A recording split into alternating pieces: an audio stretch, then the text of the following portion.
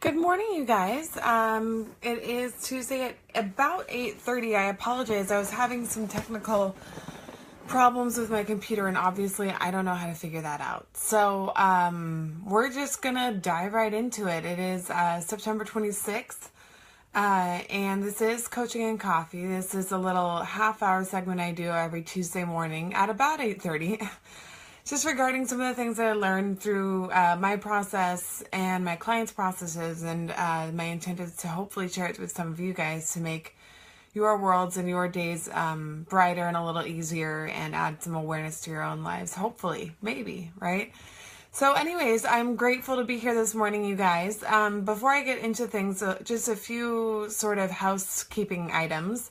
I did start a 90-day challenge with a group of people 2 weeks ago. Today's day 14. So we are actually 2 weeks into this challenge. And it's incredible what you guys are creating, those of you who have been with me so far. I mean, people are creating more connection with their children. People are being more open with their spouses or family members. They are working out every day. They are eating clean every day. Good morning, Jen Finn. Great to see you. Hello, Melody. So really amazing things happening in this 90-day challenge that we started a little while ago. And the encouragement that's going on between my group members is really amazing. Good morning, Casey from Kansas. Hello. And so if that's something that you are interested in, it's now just an 8.5-week challenge. So if you want to be a part of that, what I'm inviting people to do is just message me or make a comment at the end of the video that you want in. I've created a private group for it, and the group is really dedicated to helping each other succeed in challenges. So there's a lot of camaraderie, a lot of crosstalk, a lot of this is what worked for me, a lot of, keep going and encouragement in that way. And so it's a really amazing thing to get to be a part of and to see what these people in the group are doing for themselves. I had an artist this morning post a beautiful painting that she's committed to doing, or she's committed to creating expressively for 90 days and living in the present moment. And as her practice unfolds, her art is unfolding, and she's sharing that in the group. I have another woman who is doing a yoga practice every morning, and her kitties tend to join her, so her check-in is a picture of her cats every day. So it's a fun group, it's light, it's engaging, and it's meant to be very supportive. So if that's something that sounds like fun to you, that you could benefit from, just shoot me a message or leave a comment or whatever else, and I'd be happy to join or to add you to that group. So anyways, 8.5-week challenge to go. So I would love to see you there if that speaks to you. You get to choose your own thing, by the way, whatever you want. It's like choose your own adventure. So, excuse me 1 second, guys. I wasn't here last week because I was sick, and as you can see, I'm kind of still sick, but we'll make it together. So, I want to talk about something that's kind of been, I guess, on the back of my mind for a little bit. There's this thing about self-help stuff, and I don't know if you guys have noticed this too, but to me, it feels like all the people who are leading the self-help movement, the people who are putting out the materials, the people who you see all the time, the people who are doing this kind of work, they really come across as like totally having their shit together. And I don't know if it's just me who notices that, but every time I get this information, it's great and I love it. And, a lot of it at least, but I kind of, pick and choose as we all do because there's so much information out there. But everybody's so very polished, and I have to wonder if that's actually what's going on all the time. And this isn't a slight on anybody out there, but I have to believe that we're all humans and we're all going through our own stuff. And I don't think, oh, thank you, Jeannie. Great to see you. It really feels like they all have their stuff together. And then there's me leading my life. This is not all together all the time, as many of you know who have been with me and followed with me. And so I feel like this has shown up a lot lately in our own little group. There's been a lot of vulnerability and authenticity and sharing in ways that is not all together. So it's not the perfect Facebook thing of like all this greatness is happening, all this greatness. I mean, it's like I was crying in the shower. And then it's like, oh, and this was great. And then it was like, yeah, me too. I was in the shower crying the other day. And then it's like, I had a shit day. And then it's like, oh, today went great. But at the end of all of it, it's like, this is what I learned. This is what I took away. So there's that commitment to growth and development and loving ourselves along the way. There's a lot of compassion involved for each other, which is so wonderful. And hopefully for ourselves as well throughout that, the process. But why I'm bringing this up is because I don't feel personally like I don't want to be that image that looks, as I'm saying this, I'm laughing because I'm seeing myself. I don't want to be that like really super together coach that has all this stuff to fix your life. I don't have that. I don't know how to fix your life. I don't have the answers. I don't know how to tell you to start tapping something and then all of a sudden it's going to go away. And I don't have that like one method of meditation that's going to, invite change in just a fraction of a second if you sit down and do it. And I know that everybody's path is different, but I don't have a magic bullet. I don't have all the solutions. I do know that if you follow your heart and you follow your, if you follow your spirit and whatever is guiding you. Thank you about the purple hair, Amanda. I appreciate that. Hi, Anna. Good to see you. But I know that if you follow those things, if you follow your gut, if you follow your intuition, and that you check in with yourself first about what do you want and what feels right to you, then the things that you need to know will show up for you. And so as we get bombarded by this information from, I used to have like Gabrielle Bernstein and God, I can't even think of them. I got rid of all of them. Tony Robbins, who else? I did Sounds True, which is an audio thing about like Louise Hay Louise Hay. Sorry, Hay House Publications. I can't even talk this morning, you guys. I'm sorry. But anyways, I'll say I used to have like, the tapping solution and meditation solutions and all this stuff coming at me every single morning.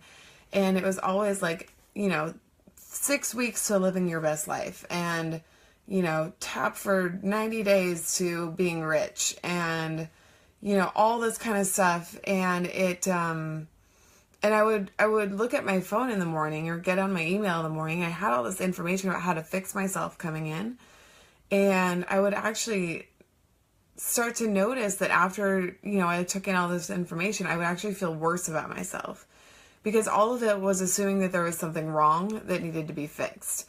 And that is what is fundamentally backwards about self-help, because everything that is self-help is like, there's something wrong with me. I'm going to seek help outside of myself. And that is where we end up feeling really unfulfilled and where we end up feeling really depleted and like we can't take care of ourselves the way that they are, or even better, that we're not okay exactly the way that we are in the moment that we're in, because the truth is that nothing is wrong in the moment. Nothing is wrong. Even if you think you have a problem in a moment, if you really dive in deep to that moment, you don't have a problem. There's nothing literally wrong in this moment. And so even as I sit here right now, I could be thinking, well, or so maybe I have this bill that isn't paid. Like that's a problem, and so your head might want to fight against that and say, no, actually, like I'm overweight. I have this medical thing. I have this bill. I have, like whatever it is, I have this problem. Even if my dog got out, which has been happening constantly with construction, like that could be a problem. But if I sink really deeply into this moment with you guys and just connect right here and right now, none of those things are a problem. Whether or not I'm, had or have cancer, whether or not I have or a bill to be paid or not, whether or not like my dog is running around the streets, like right now, if I'm totally present with you guys, none of that is a problem because all there is me and you. Now, if I let my mind wander, if I let my ego go and it starts to go out into like, oh God, is Charlie out? Like, I just had chocolate for breakfast. True. And like, I could go on and on about like, oh, medical bills that are still coming in, right? Like my mind could say, no, but wait, we have all these problems. And so sure, I can get on that like hamster wheel if I choose to, or if I allow it, or I can just simply be here right now with you guys where everything is actually okay. And so sinking into the present moment, every moment of every day, is the only task. So when you wake up in the morning and you have all these problems, really all there is just accepting what is right here and right now. And if you're able to accept exactly where you're at, exactly the way it is, then there isn't a problem. And this is one of the biggest keys that I've ever really, I guess, put in my pocket, so to speak. But when you accept what is, when there is no resistance, then everything can just kind of flow.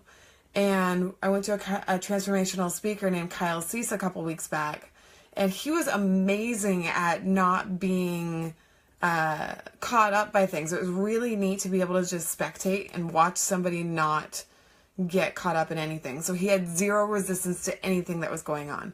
He had an audience of 1,400 people, and he's a comedian in his like prior career or whatever, but then he became a comedic transformational speaker. He's phenomenal. But it was amazing to watch because you would just see these people in the audience. They would just shout shit at him. They would just like whatever they felt like. It was loony. It was like unbelievably like out of control, but also very like supportive. And we were all in it for the common cause, and everybody was really into what was going on. But he was able to roll with everything that came his way. So even if people, intentionally interrupted, he was able to embrace that and bring it in and add to the goodness of the conversation and add to the value of the whole 1,400 people. So it was incredible because there was no resistance to anything. And as he was able to just accept and let go and roll and roll and roll, it actually created a richer conversation, and it brought more value to what was happening than he ever could have anticipated trying to build that on his own. And so in our own lives, when we stop trying to control everything, right, then we're able to just follow the feeling. We're stop trying to fix everything, and then we can just notice what's happening and let it be and let go easier. So the more that we attach to something, the more that we try to control something, the more that we feel the need to fix something, we know that our mind is really in control at that point in time. So the ego, the brain, the head place, that's just, monkey mind, whatever you want to call it, it's literally grabbed onto these things and it's trying to fix them. The brain loves having problems to solve because it feels good about it. So if you don't have a problem to solve because you're totally sinking into each moment, then your brain will actually literally try to make problems so that it can solve them. And that's what I've been doing for about 30 years of my life. I've made problems out of nothing just so that I could have problems to solve, just so that I could stay stuck and not feeling and really comfortable in my not feeling well. And so when we start to watch the mind, right, then we can start to see that it's the mind that's creating resistance. It's the mind that's saying, no, I don't like this. It's the mind that's judging, it's analyzing, and it's interpreting. So those are the three key things that the mind does. It judges, it analyzes, and it interprets. And we know this if you stop and think about it. If you stop and think about it, right? If you observe the mind's primary function is to keep us safe. And that's a biological duty from back in the day when we had to analyze, judge, or interpret what a rustle in the bushes was. Is it something that's going to be my friend or my foe? And so the mind is trying to figure it out. Just like it's trying to figure out if, on a day-to-day basis, if something is going to be harmful or helpful. And we've talked about this a little bit, but I want to shed a light on how this plays into, the resistance and fixing of things, because all that comes from control. And so when we watch the brain start to do these things, and I started watching my own mind do these things the other day, which is really what brought this up even more for me. I had two instances where my mind was totally in control, and I realized that I was being totally psychotic. And I was able to step back and watch it, and I was like, oh my gosh, I literally was like, I feel like a psycho right now. So I'll let you guys in on one of it because I don't want to be one of those people that has all this information, knows how to fix, because I don't know all the answers, and my life is far from perfect, and I don't want to show up that way and pretend like it is. But I woke up the other morning and I've been battling constant fatigue and brain fog ever since I had cancer. And I I was just a little more tired than usual. I hadn't slept well. My mom's dog is with us, and she likes to sleep under the covers, and it's super obnoxious. So I didn't get a lot of sleep. She's really cute though, so it's hard to say no. But anyways, really tired in the morning. My first indication that I was really tired was that I got up, and I was really short with my dogs. I tripped down the stairs with them, and I didn't find it funny. I was pissed. There were a few obscenities, and so I noticed right away that I was very short with my animals, which is what are my dogs doing that's different than any other morning, right? Like, we have the same routine every morning. It's don't fall down the stairs with the dogs. And so, but it was Sunday morning. Like, I almost fell down the stairs, and I was cursing at my animals. Like, it was me that was different. And so that was the only difference. I was more tired. I was more fatigued. I had more brain fog. And so my mind is kicking in on overdrive because this feels like a problem. So then I fell down the stairs with my animals, and then I notice how tired I am, and I'm tired to the point where I start to try to fix the problem through eating. I don't know if any of you guys have that problem out there, but I like to solve my problems with food. And so I have a big breakfast, and then that kind of moves into like chocolate bars and when I say chocolate bars, you guys, like, I'm not kidding. Like, I'm not eating the whole bar, but I'm eating significant amounts. And coffee, or like, I'm trying to fix it. Of like hating myself because now I'm really bloated and stressed out. So now I feel terrible. And yeah, Amanda's with me. She gets it. I appreciate that. And so then I'm just like, okay, well, fine, forget it. Like, I'm going back to bed, right? This day is terrible. So then I go back to bed. I see myself in the mirror. I'm like bloated, uncomfortable. I literally look down like, oh my gosh, I look like I'm pregnant. And then I start to tear up a little bit because I had to get, I can't make a baby. Hi, Linda. Good to see you. From chemo. So I'm sterile.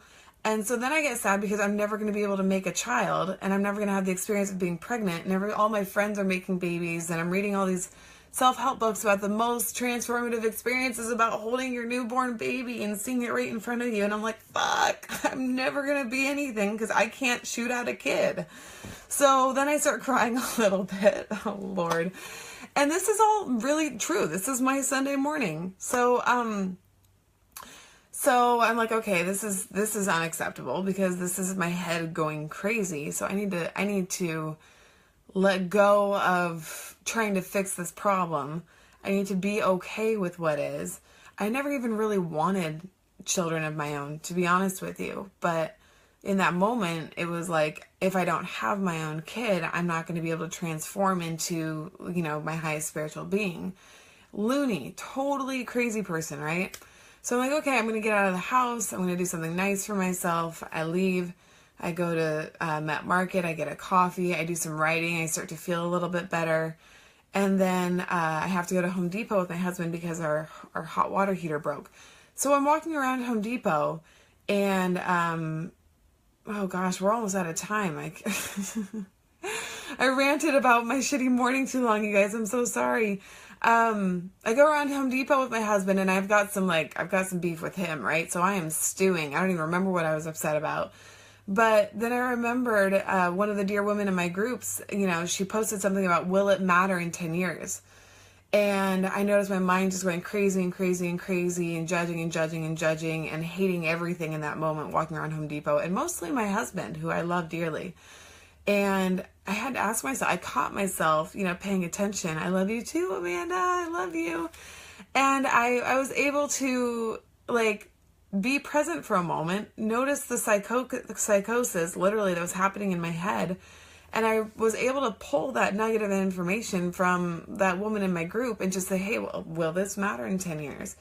And it was a hard pass. Like, no, absolutely not. This will not matter in 10 years. And so I was able to just let it go. And it wasn't that easy, but my brain had to wrestle with my knowing, my gut, and knowing that I don't need this for myself right now. And, it's not going to add to the situation. I just want to be present and be in love with my husband and pick out some flooring. Like, not that hard. So I let it go. And I was able to be present and back in the moment and let go of trying to judge, interpret, and analyze. Like in my mind, I was judging my husband. I was interpreting his actions as though he doesn't care about me. And I was analyzing it in a way that made him the asshole who didn't care about me or my time or my priorities, when he's totally innocent. He's not evil enough to plot against what I need to be doing for my day and to sabotage that. He is just trying to fix the floor in the laundry room so that we can have hot water. And here I am, like, fuming, right?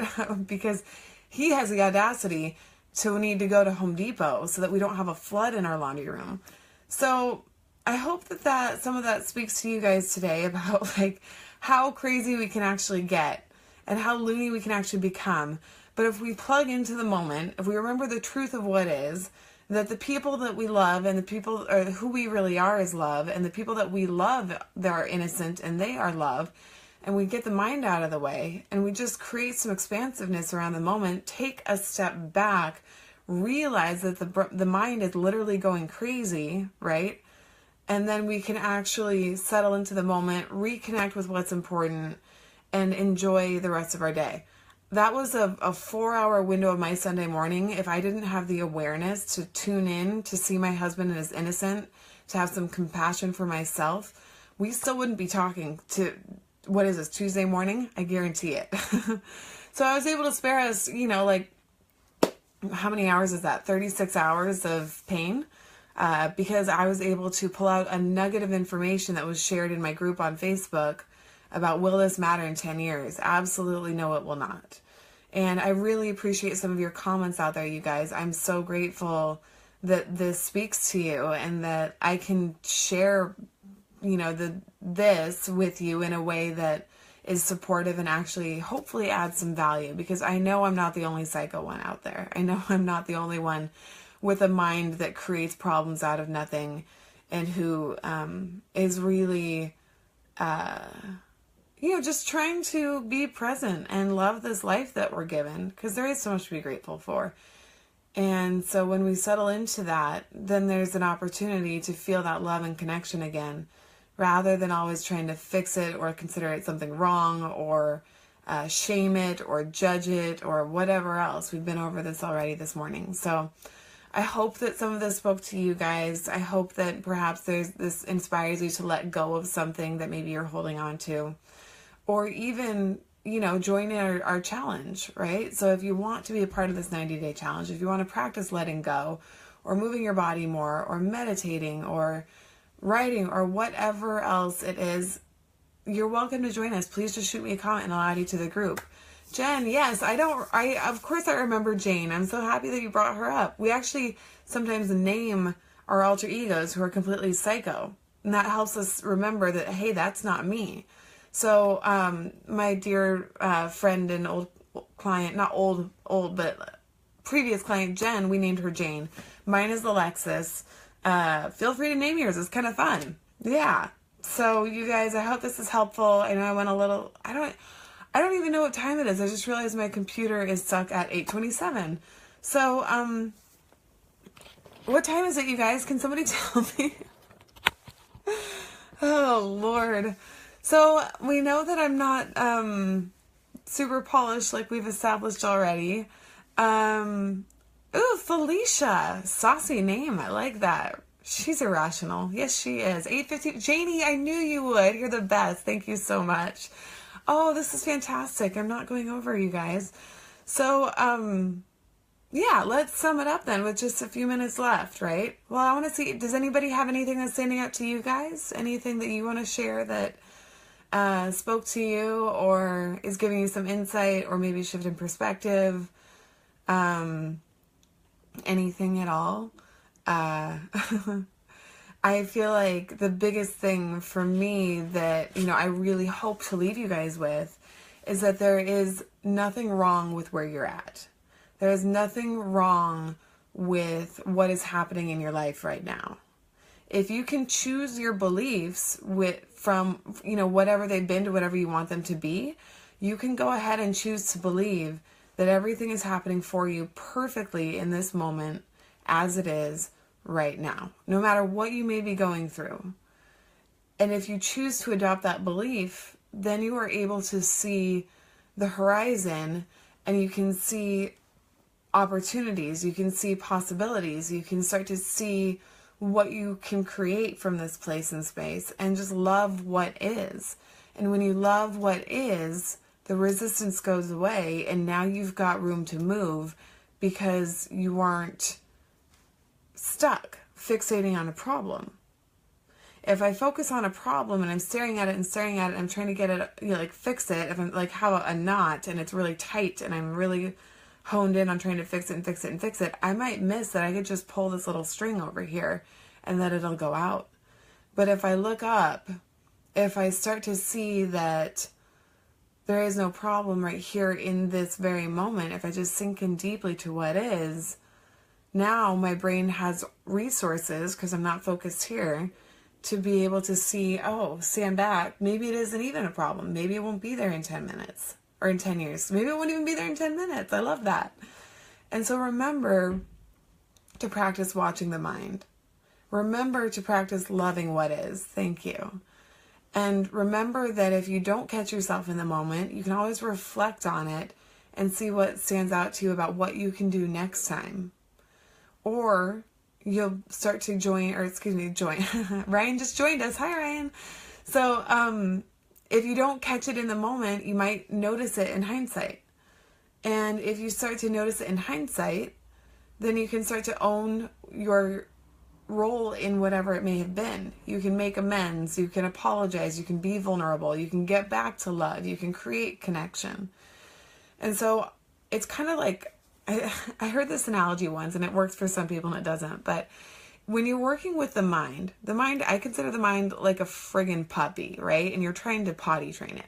And what happens at first is that you don't know the signals. You don't know what this puppy's pattern is going to be.